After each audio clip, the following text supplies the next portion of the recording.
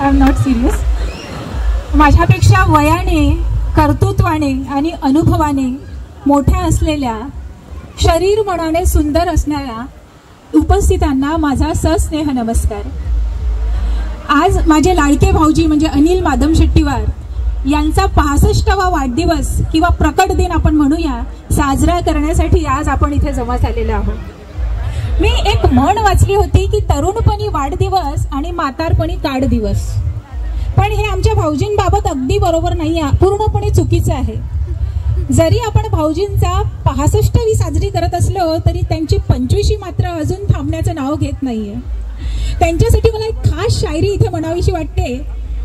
दिल जवा हो तो बेबसी कैसी, दिल जवा हो तो बेबसी कैसी, सफेद बालों की ऐसी की तैसी. भाई उम्र का बढ़ना तो दस्तूर जहां है, और महसूस न करो तो उम्र बढ़ती कहाँ है. आमच्या भाऊजींविषयी काय बोलायचं. मनाने दिलदार, बोलणं दमदार, वागणं जबाबदार, कामात कर्तबगार आणि भाऊजी आमचे शानदार. त्याच्यामुळे त्यांना वाढदिवसाच्या खूप खूप शुभेच्छा. असं म्हणतात की बिना संघर्ष कोई महान नहीं होता, बिना कुछ किए जय जयकार नहीं होता, जब तक न पड़े हथौड़ी की चोट कोई पत्थर भी यहाँ भगवान नहीं होता. आज इथे उपस्थित असणाऱ्या प्रत्येकाने कुठला ना कुठला संघर्ष केलेला आहे. तो अभ्यासाचा असो, तो आर्थिक असो, तो सामाजिक असो. संघर्षापासून कोणीही चुकलेलं नाहीये. पण त्या संघर्ष आणि दुःखाने विदीर्ण न होता त्याचंच रूपांतर सौंदर्यीकरणात करणं हे प्रत्येकाला भाऊजींसारखं कुठं जमतं. परिस्थितीची आकलन क्षमता, आयुष्याची समरसता साधण्याचं त्यांचं कौशल्य वाखाणण्याजोगं आहे. आणि प्रत्येकाला ते शक्यच नाही, जमूच शकत नाही. त्यांचा आयुष्याचा एकच फंडा आहे, हसते हसते कट जाए रस्ते, हसते हसते कट जाए रस्ते, जिंदगी यूं चलती रहे, खुशी मिले या गम बदलेंगे ना हम, दुनिया चाहे बदलती रहे. भाऊजींचा आयुष्याचा हा फंडा आहे. आणि खरं सांगू, मोठी आपत्ती मोठे बदल घडवून आणतात.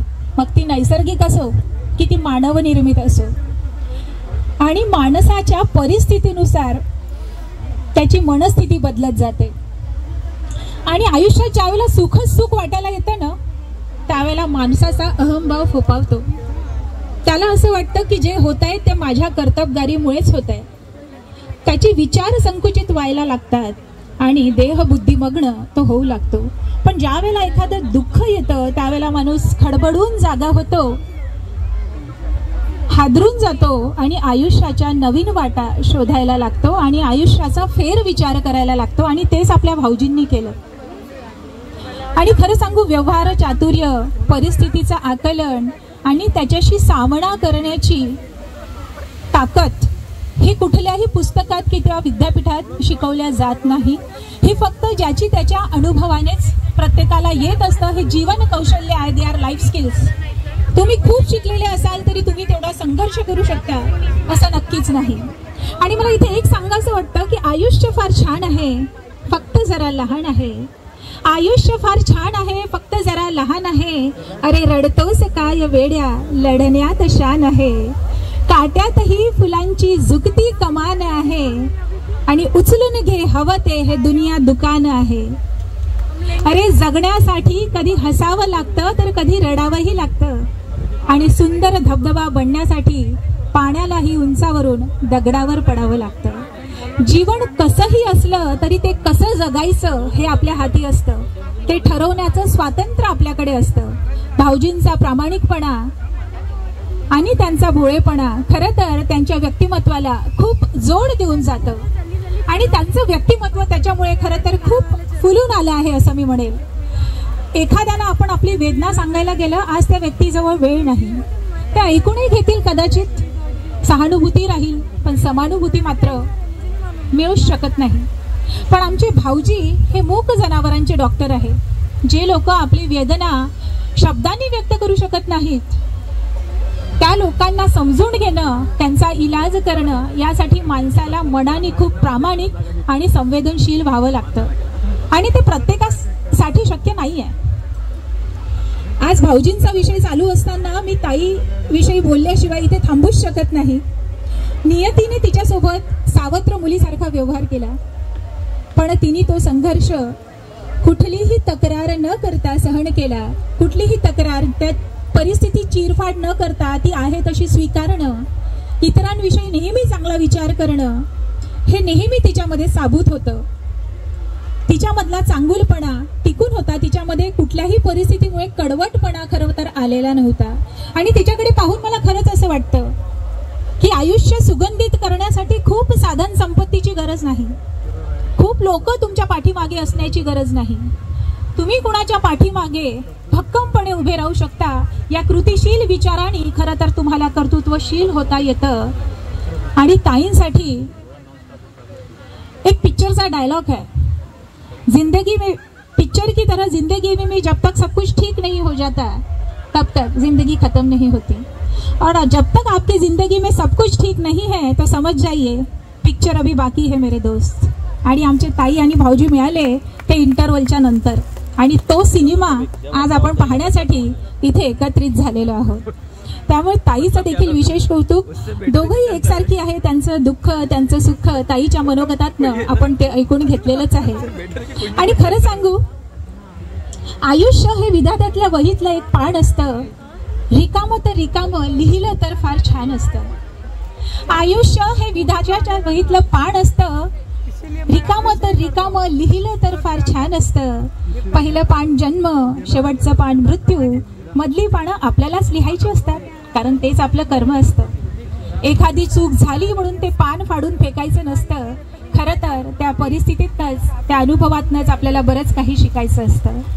जुळलेले सूर गाण्यात मजा आहे, बंध रेशमाचे विणण्यात मजा आहे, आणि येताना जरी एकटे असलो तरी जाताना सर्वांचे होऊन जाण्यात मजा आहे. मित्र, असं म्हणतात की ज्याच्या पाठीशी आई वडील आहे त्याला कुठलंही ध्येय गाठणं कठीण नाही. तो आयुष्यात कुठलंही ध्येय गाठू शकतं.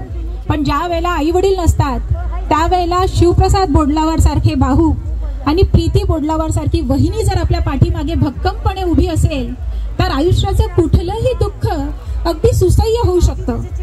तुमच्यासारखा समजदार समाज, त्यांच्यासारखे भाऊ बंधू आणि आपल्यासारखे आप्तेष्ट जर त्यांच्या पाठीशी उभे असतील तर प्रवास अगदी सोपा होतो, नाही का? आणि म्हटलेलंच आहे, बाहेर गेल्याशिवाय जग कळत नाही, मीपणा सोडल्याशिवाय माणसं जुळत नाही, कुणासाठी तरी वेळ प्रसंगी धावून गेल्याशिवाय माणुसकी उजळत नाही, कष्ट केल्याशिवाय सुख मिळत नाही, आणि तुमच्यासारखे अतिथी असल्याशिवाय आयुष्य घडूच शकत नाही. त्याच्यामुळे तुमच्यासाठी एकदा जोरदार टाळ्या झाल्या पाहिजे. ज्यांचे हात रिकामे आहेत त्यांनी एकदा मला दाखवून द्या की त्यांना हात आहे. शोलेसारखे ज्यांचे हात गेलेले आहेत त्यांनी हात उचलून आहे. आणि ज्यांना खरंच असं वाटतं की त्यांच्या बायका आज खरंच खूप सुंदर दिसत आहेत, त्या पुरुषांनी एकदा टाळ्या वाजवायच्या आहेत. बायका बघतायत तुमच्याकडे. मी सरच शेवटी जाताना भाऊजींसाठी काही शुभेच्छा देते. छत्रपती शिवरायांचं जाणतं मन तुम्हास लाभो, छत्रपती शिवरायांचं जाणतं मन तुम्हास लाभो, रौद्र शंभूची बलाढ्य ताकद लागो, गणेशाची सिद्धी, चाणक्याची बुद्धी, रामाची मर्यादा आणि हनुमानाची ताकद, शिवनेरीची श्रीमंती आणि रायगडाची भव्यता तुम्हास लागो. भाऊजी, तुमच्या सुख समृद्धीने भरलेल्या आयुष्याला पुन्हा एकदा मिळू दे निरोगी आयुष्याची जोड. तुम्ही सगळे इथे आलात आणि खूप छान प्रतिसाद तुम्ही सगळ्या कार्यक्रमाला दिला, त्यामुळे बोडलावार परिवारातर्फे मी सगळ्यांचे इथे आभार मानते. मी डॉक्टर सिमला बोडलावार, गाजरलावार, प्रीती वहिनी, मृजल, संस्कार आणि शिवप्रसाद बोडलावार म्हणजे माझे भाऊ. अत्यंत प्रेरणादायी व्यक्तिमत्व. अहो, आजच्या काळामध्ये आपण आपल्या मुलांशी बोलायला आपल्याला वेळ नाही, आपण आपल्या बाजूला कोण राहतं आपल्याला माहिती नाही. त्या अशा परिस्थितीमध्ये आपल्या बहिणीविषयी तर विचार करणंच, पण त्याही पलीकडे जाऊन भाऊजींविषयी विचार करणं खूप मोठी गोष्ट आहे. त्याच्यामुळे शिवप्रसाद बोडलावारसाठी देखील जोरदार टाळ्या इथे वाजल्या पाहिजेत. मला माहिती आहे तुम्ही खात आहेत, पण तरी एकदा जोरदार टाळ्या झाल्या पाहिजे. आजकाल कसं असतं, लग्न झालं म्हणजे माझी माडी, माझी गाडी आणि माझ्या बायकोची गोलगोल साडी, बाकी आम्हाला दुसरं समाज, परिवार याच्याशी आम्हाला काहीही घेणं देणं नसतं. सरच शेवटी आयुष्याच्या उतरणीला हळूहळू उतरत जावे, आयुष्याच्या उतरणीला हळूहळू उतरत जावे, चालता चालता पायामधले बळ तेवढे वाढत जावे, कर्तृत्वाची उंची तुमच्या आम्हा सर्वांस ठावे, आयुष्यातील आनंद तुमच्या भाऊजी नेहमी द्विगुणित होत राहावे. धन्यवाद.